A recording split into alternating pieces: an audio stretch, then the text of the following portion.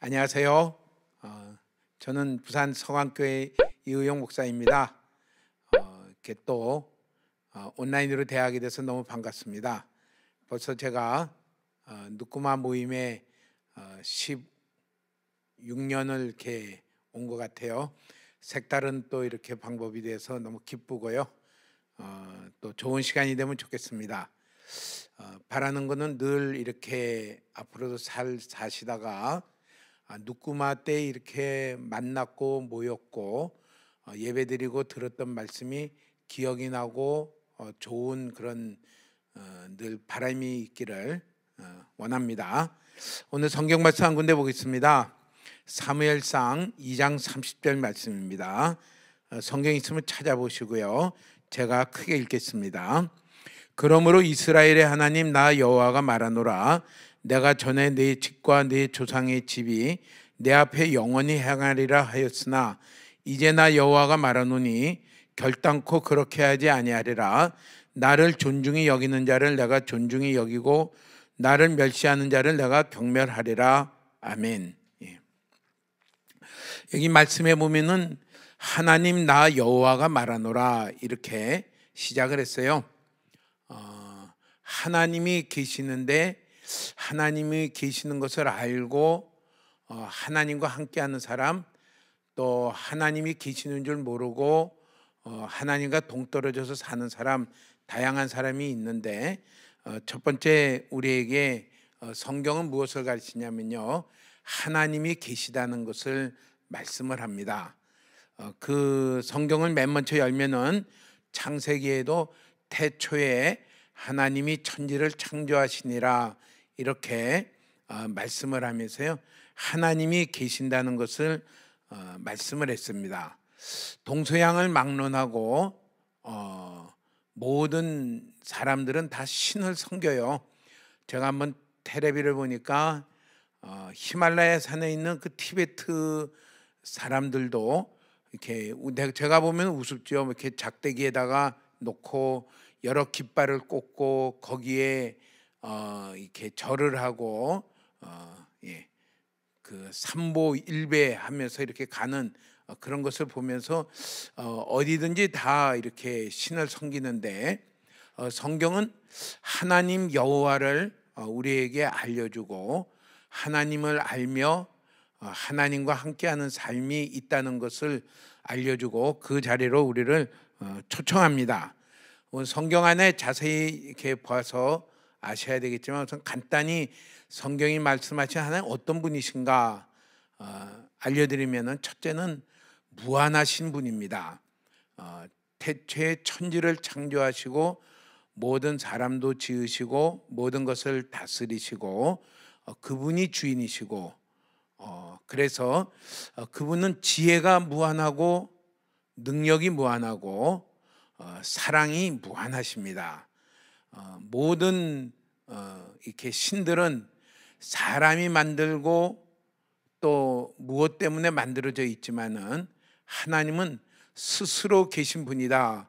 그래서 아무에게도 영향을 받지 아니하고 계시는 무한하신 하나님이 계시며 그분이 다스리시고 그분의 뜻대로 하시는 분이 계신다. 이것을 알 때 우리는 어떤 삶을 살아야 될 건가를 진지하게 생각할 수가 있습니다. 또 하나님에 대해서 한 가지 더 말씀한다면은 그 하나님은 인격이십니다. 인격이라는 것은 생각도 하시고 또 감정도 가지시고 의지도 가지시고 실행도 하시고 뜻을 이루시는 그분을 가르쳐서 인격이다 이렇게 말을 합니다. 다 알겠지만은 성경은 사람을 하나님의 형상대로 지었다 이렇게 말하면서요, 비록 범죄 아래에 있어서 다르긴 하지만은 사람의 특징은 인격이 있는 것입니다. 그래서 생각도 하고 기뻐하기도 하고 슬퍼하기도 하고 또 분노하기도 하고 애를 쓰기도 하고 의지를 가지고 행합니다. 그 하나님은 더 온전하신 인격을 가지신 분이시기 때문에 누구든지 그 하나님과 교제할 수 있고 그 하나님을 기뻐하는 길을 갈 수 있고 그렇게 초청받는 분이란 것을 말씀합니다. 세상에 많은 신이라고 하는 것과 다른 것은요, 웅장하게 지은 신도 특징은 뭐예요? 말도 못하고 생각도 못하고 귀도 들을 수가 없습니다. 웅장하게는 크게는 지을 수 있고 색칠도 막 여러 가지로 금빛 색칠을 할 수 있어도 그거는 인격이 없는 무인격체입니다.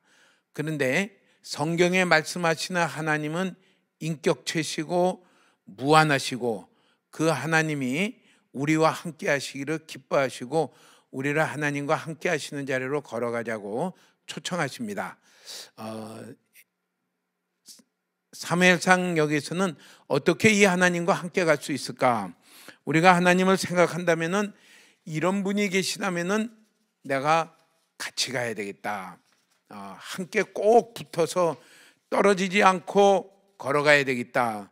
이것이 우리가 올바르게 가지는 뜻이라고 생각을 합니다. 어떻게 그 하나님과 함께 갈 수 있을까? 하나님하고 우리 사람 사이에 있는 막힌 것은 죄라는 그 장벽이 있습니다. 그 장벽을 우리는 허물 힘이 없지만은 하나님은 그 죄를 허무시기를 아들을 보내셔서 예수님, 그 아들 이름이 예수님이신데 예수님이 우리의 모든 죄를 다 지고 십자가에서 죄값을 다 치루심으로 누구든지 예수님을 믿는 자는 멸망하지 않고 하나님 앞으로 나아가며 하나님과 함께 할 수 있는 그 삶을 걸어갈 수가 있습니다. 혹시 누꾸마 또 이렇게 온라인으로 참여하시는 분들 중에서 아직 내가 예수님을 믿진 않고 호기심으로 이렇게 오셨다면 아주 인생의 큰 축복된 시간을 가지시길 바랍니다. 이런 하나님이 계시고 하나님이 나를 부르시고 또 하나님과 함께 할 수 있는 길이 예수님 안에 있는데 내가 주저하지 않고 예수님을 내 구주로 모시고 삶의 주인으로 모시면서 시작할 때에 우리는 완전히 하나님과 함께하는 그런 삶으로 우리 가운데 열려질 것입니다. 이렇게 초청받은 것을 기뻐하며 우리가 걸어가기를 축복합니다. 그래서 우리의 걸어 사는 길을 무한하신 그 하나님에게 딱 달라붙어서 날마다 걸어가는 그 삶에는 하나님이 함께 하시는 그 지혜와 능력과 열매들이 이루어질 것이고요. 우리가 땅에서만이 아니라 영원한 하늘나라에서까지도 귀한 열매들이 이루어질 것입니다. 어떤 열매들이 이루어질 것인가? 여기에 성경에 이렇게 말했어요. 아주 하나님을 따라가는 삶을 나를 존중히 여기는 자를 존중히 여기고 나를 멸시하는 자를 경멸하시겠다. 참 요절로 삼으면서 또 이렇게 날마다 한 걸음씩 한 걸음씩 열매를 이루어 가시기를 바랍니다. 하나님이 내가 하나님을 존중히 여기는 것은 별거 아닌데 무한하신 그 하나님이 나를 존중히 여긴다면 얼마나 대단하겠어요. 하나님이 나를 멸시하면은 우리가 어디로 가서 우리가 발 뻗고 살아가겠습니까? 근데 하나님이 나를 존중히 여기시겠다. 우리의 할 일은 내가 자가 발전해서 존중히 여김을 받는 게 아니라 하나님을 존중히 여길 때에 하나님이 나를 존중히 여기십니다. 성경의 사무엘상에 보면은 두 인물이 나와요. 하나는 사무엘과 또 다윗이라고 하는 두 분이 나오면서요, 하나님이 존중히 여기는 자를 어떻게 하셨는가 그것을 짤막하게 열매로 보여줍니다.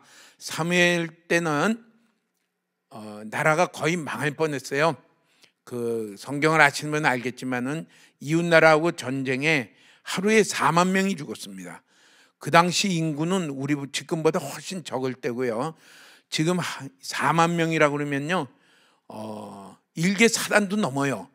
사단 병력도 넘는 그 사람들이 죽었으면은 완전히 나라는 망하기 직전이에요. 그때 사무엘이 선지자며 제사장으로 있으면서요, 나라를 다시 세울 수 있는 기초를 닦는 그 일을 이루십니다.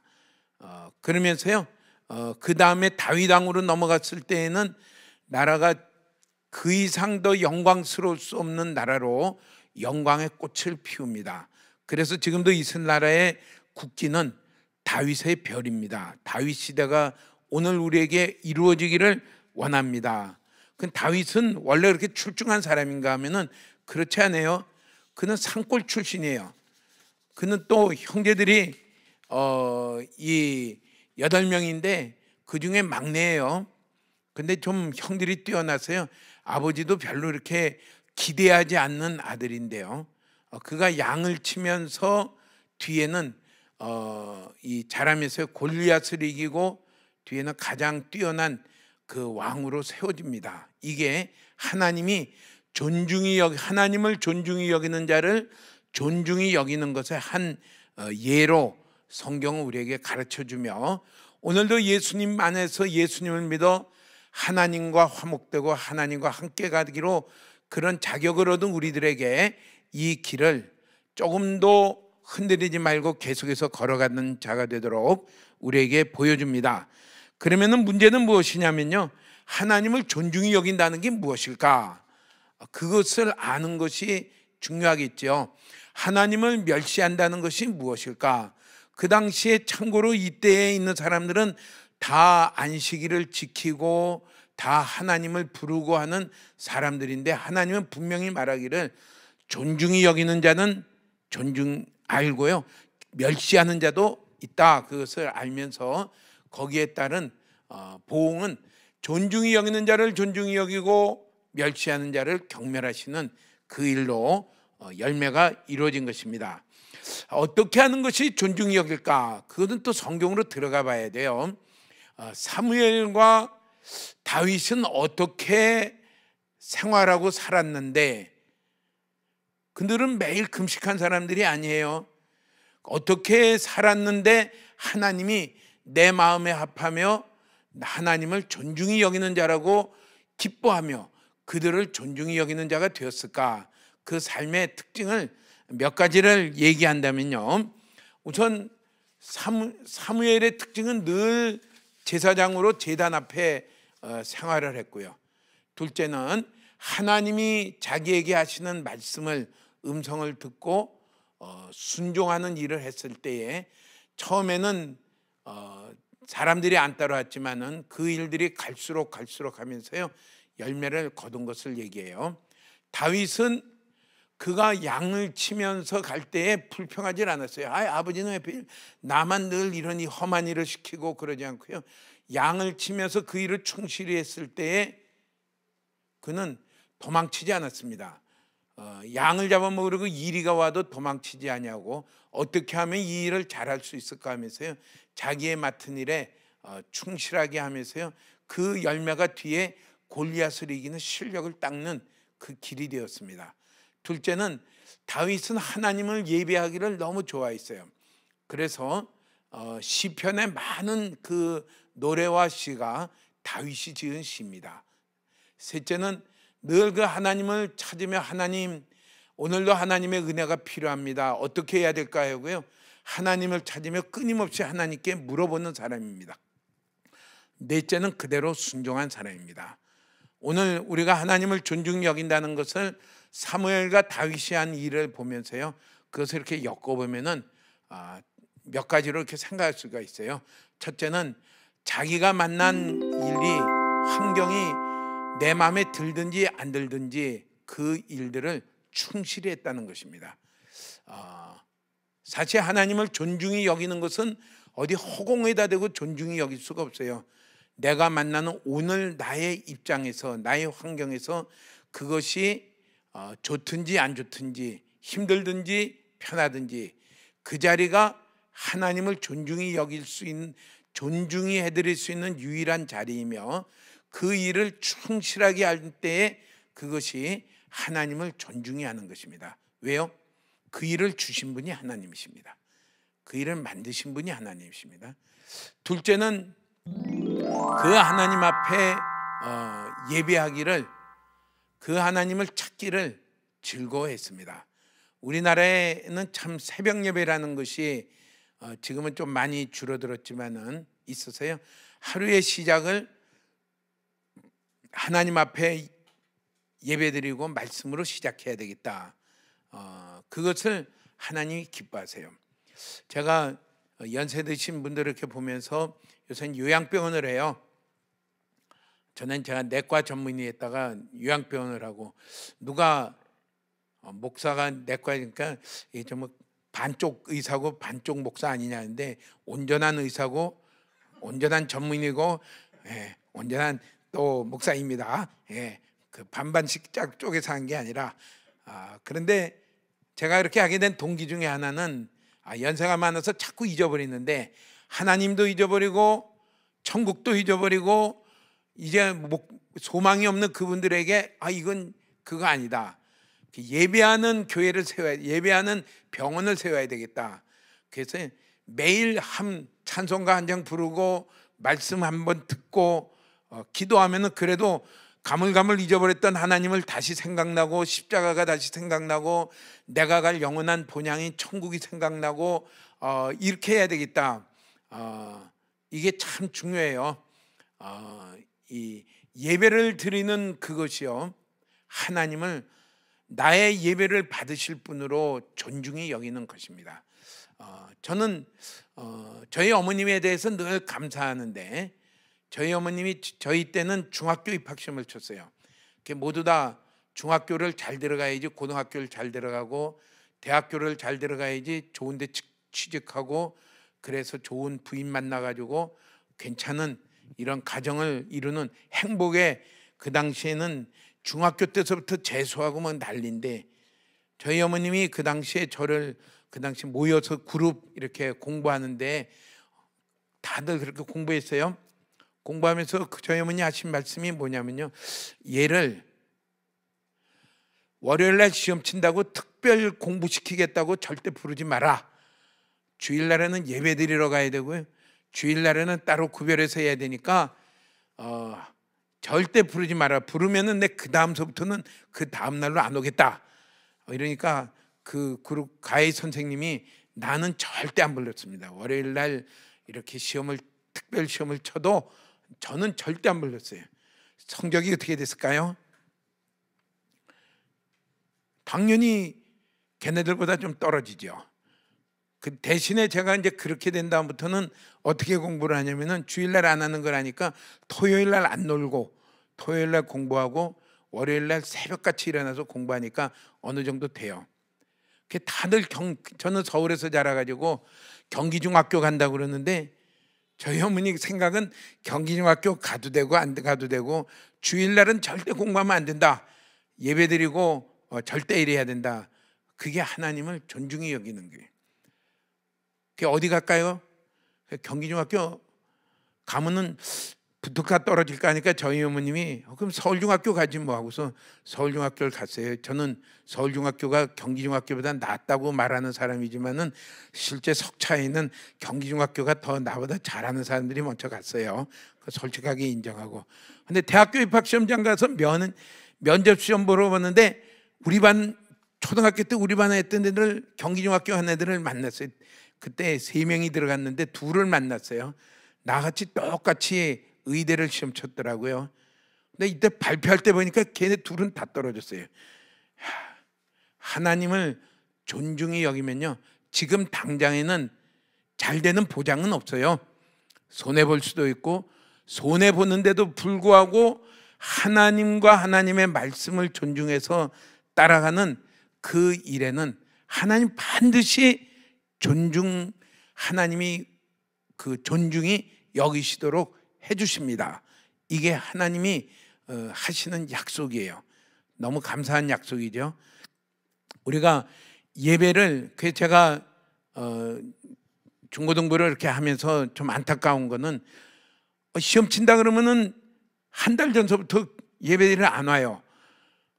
제 경험으로 보면은 거꾸로 가고 있는 학생들입니다. 하나님을 자기 시험 성적보다 더 낮춰보는 거니까 이게 하나님을 멸시하는 거예요. 예수는 믿긴 믿지만은 실제적으로 하는 행동은 하나님을 멸시하는 행동입니다.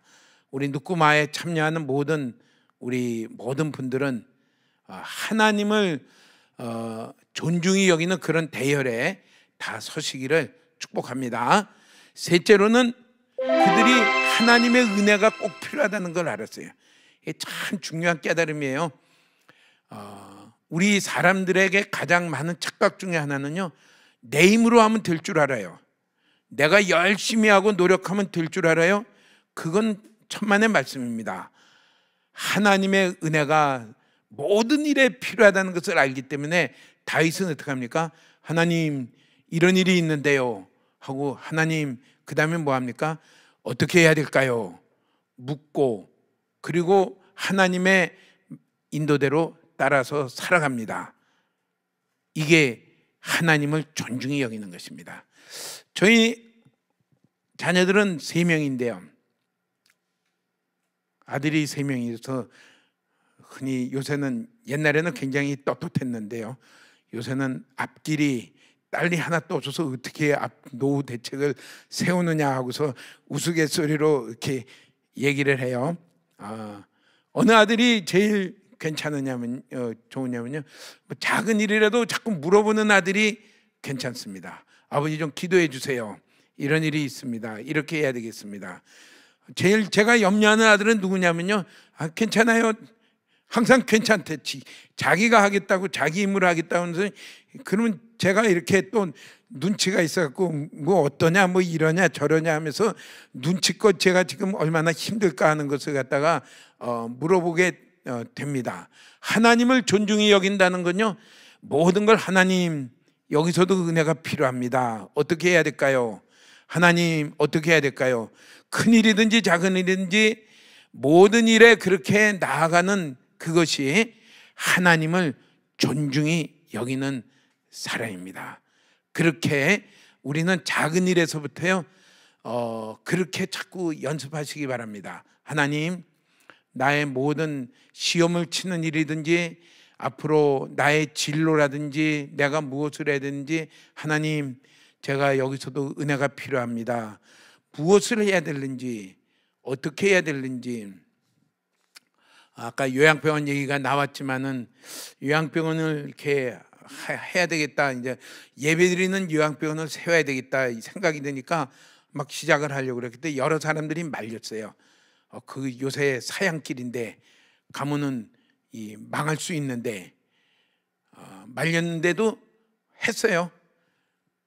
하고 나니까 정말 힘들더라고요. 한 5년간은 정말 굉장히 고생을 했어요. 고생을 하고 지금도 생각할 때 정말 은혜로 왔구나 하고서 그렇게 해요. 근데 문제는 뭐냐, 하나님 어떻게 해요? 해야 되나요? 하나님 더 알려주세요. 그러면서요, 물으면서 갈 때에 그 책임은 누가 지냐면요, 하나님은 반드시 책임지십니다.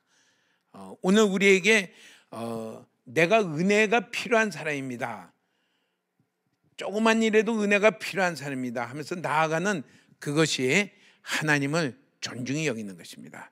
넷째는요, 순종하는 것입니다. 말씀이 우선 하나님께 순종한다는 건요, 부모님께 순종하는 것부터 연습해 보십시오.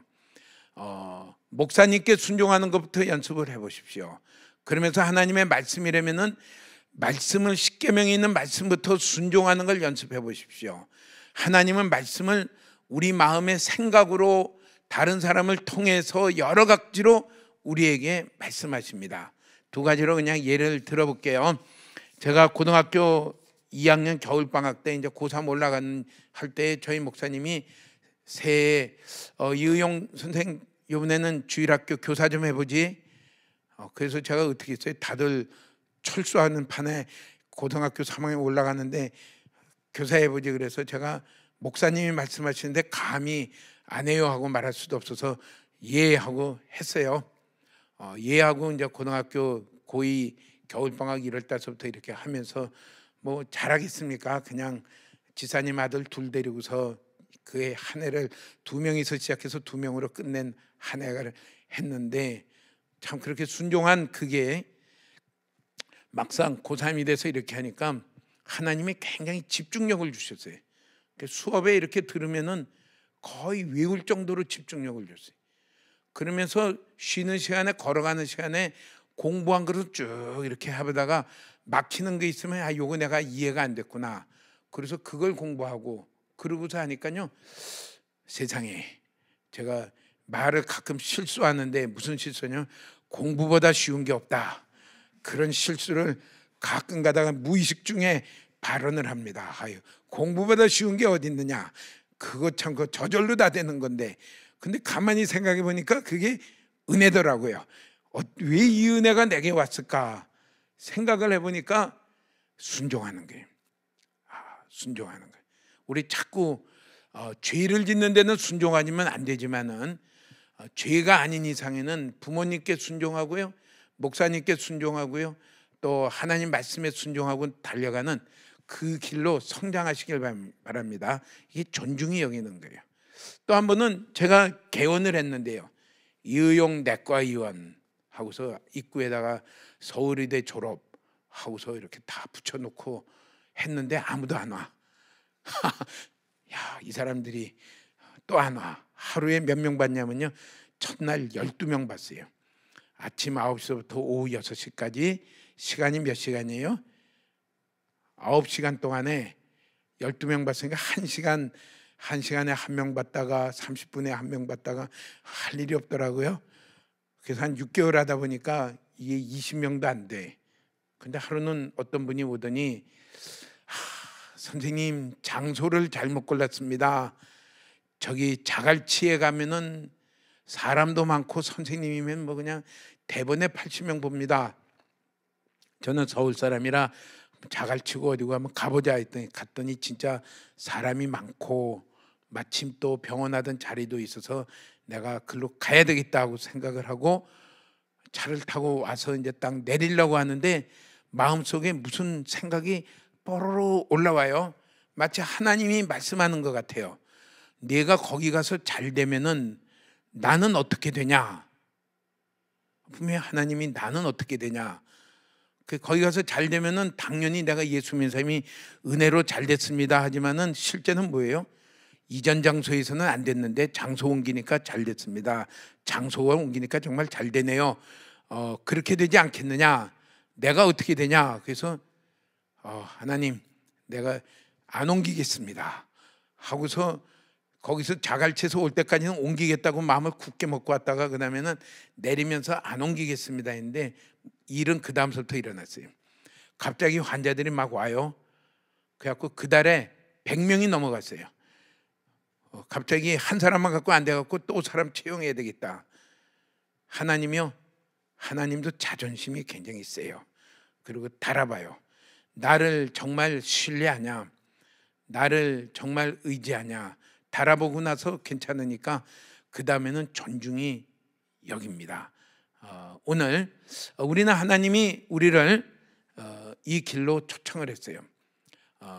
예수 믿고 이제 하나님과의 친밀한 관계에, 화목한 관계에 있는 분들에게 하나님은 뭐라고 말하냐면요, 나를 존중히 여겨라. 내가 너를 존중히 여기겠다. 어떻게 존중히 여길 것인가? 4가지를 생각을 했습니다. 4가지로 우리 또 뒤에 가서 귀한 열매를 맺는 하나님의 영광이 가득한 열매 맺기를 바랍니다. 아멘. 잠깐 기도하겠습니다. 하나님 아버지, 감사합니다.